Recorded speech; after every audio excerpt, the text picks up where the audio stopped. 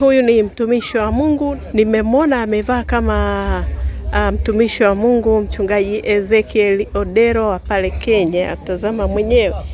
Nikataka kujua mchungaji Odero ametokea Boko. Karibu sana mtumishi, umwambie mtazamaji unaitwa nani? Ni kweli mtazamaji, mimi naitwa Pastor Steve, niko maeneo ya Ubafu kule kuna sehemu inaitwa Vikawe Bondeni, ndio nimetokea pale. Mimi ni mtoto wake na Pastor Ezekiel, lakini nipo chini ya huduma moja ambayo inaitwa Sauti ya Uzima na Uponyaji. Kwa nini umeamua kuvaa kama yeye? Huwa katika mavazi matakatifu Biblia inasema yani kila vazi huwa lina kazi yake. Kwa sababu ya hilo ndio maana nimevaa mavazi haya, nikijua kwamba nipo katika kazi hii. Kazi niliyopo inastahili nivae mavazi kama haya.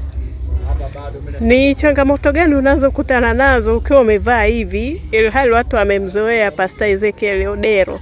Okay, kwa ukweli niseme kwamba changamoto yoyote kuhusu masuala ya Pastor Ezekiel Odero kwangu hakuna, sijawahi kukutana nalo.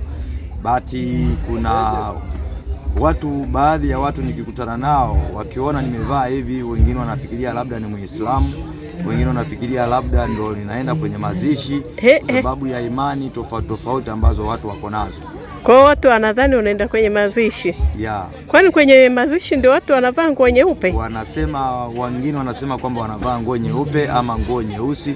Kwa hiyo wakiniona kwamba nimevaa kwenye mavazi kama haya, wakijua kama labda kuna tukio fulani linatokea. Na ni kweli nikivaa mavazi kama haya, sivai mavazi kama haya kama kuvaa, kwa sababu yananiwakilisha kufanya tukio fulani. Kwa hiyo mavazi haya uvai mara kwa mara? Sivai kila sehemu, bali navaa sehemu yenye yani mahali ambapo napokwenda kufanya matukio. Na kanisani kwako ukisimama? Kanisani nikisimama huwa wakiniona nimevaa kwenye mavazi kama haya wanajua kabisa leo upako upo na watu watafunguliwa na watu watapona, kwa sababu katika mavazi niliyovaa kwanza yanawakilisha matukio ya watu kupona na watu kuweza kuishi katika amani kwenye maisha yao. Ni miujiza gani ambayo Mungu amewahi kukutumia kutenda, ama muujiza mkubwa sana ni upi mtumishi? Okay, miujiza ni mingi sana ambayo Mungu ameitenda, hususani katika watu ambao wana ugonjwa wa kansa, HIV, vidonda vya tumbo, huo unayayuka tu kama watu wanavyopumua.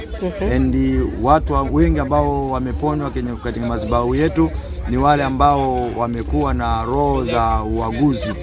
Watu ambao wana kifafa, uaguzi huwa wanapona mara moja. Hiyo sio kwamba tufunge pamoja na mgonjwa ama wale waliokuja nayo, hapana. Yaani ni kitendo cha kufika tu na kuombewa na kupona. Kama unavyoona New Life watu wanavyoombewa na wanapona, na ndivyo inavyofanyika hata mimi niliko. Nini wito wako kwa Wakristo kwa ujumla?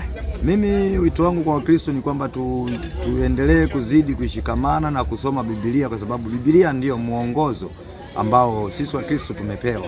Karibu umwambie mtazamaji namba yako endapo atataka kukuona.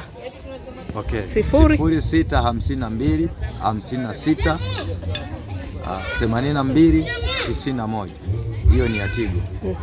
Yeah.